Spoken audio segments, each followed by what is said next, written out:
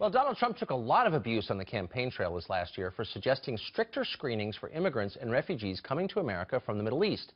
The smug left denounced him as a bigot, but did he have a point? A new report from an aid worker on the scene in Germany suggests migrants at one refugee camp there are preaching, quote, pure hatred towards Christians and are hoping to bring Islamic rule to that country. An anomaly? Here now is terror expert Dr. Sebastian Gorka. Dr. Gorka, thanks a lot for joining us. Are we drawing too many conclusions from this story, or is this a representative story, do you think? Well, first, can I congratulate you on your show, on the ratings, and on your haircut? All excellent. All except the last. Thank you. Look, this is the missing piece of the puzzle that we've been worrying about for the last few years with this inordinate refugee stream going into Europe. This is the idea of what some people have called stealth jihad. Right now, it's only one person, but it's a person who has some credibility. Why? Because she's a former refugee herself. She's somebody who arrived in 1991 and now decided to give something back by helping her fellow refugees. And if you listen to what she's saying, it's very, very disturbing, Tucker. So I want to take the impulse behind the Trump policy prescription seriously, whether or not you agree with the details. There is a problem with assimilation of Islamic refugees in Europe and Scandinavia, a real problem, and I think everyone acknowledges that. Are you familiar, having spent a lot of your life in Europe, of any country that has successfully assimilated large numbers of Muslim refugees, and if so, how'd they do it?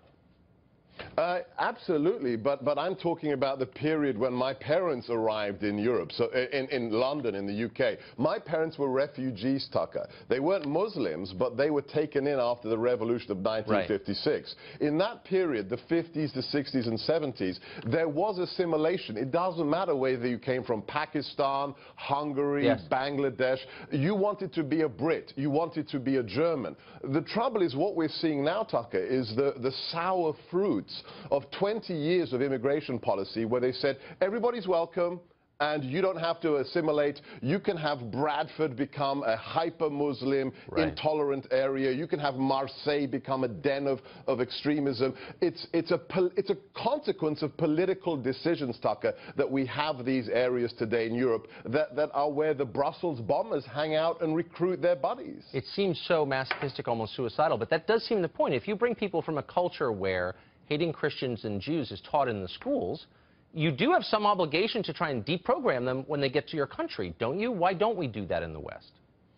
Because there has been this mantra for the last 25 years that all cultures are equal. And as a result, you're not allowed to say, hey, you want to be a Brit, you want to be a German, this is what it means. That became anathema, and that's why Europe is where it is today. And that's why Trump resonated so much, because the average American knows this is crazy. It goes against common sense to say all cultures are equal. I'm sorry, female genital mutilation is un-American. We don't accept it, and I think the average American understands that too. Well, it's certainly a crime against women, and you'd think the feminist groups would mention it once in a while. But that would require, in order to ask people to buy into your values, you'd have to believe in your own values first, wouldn't you?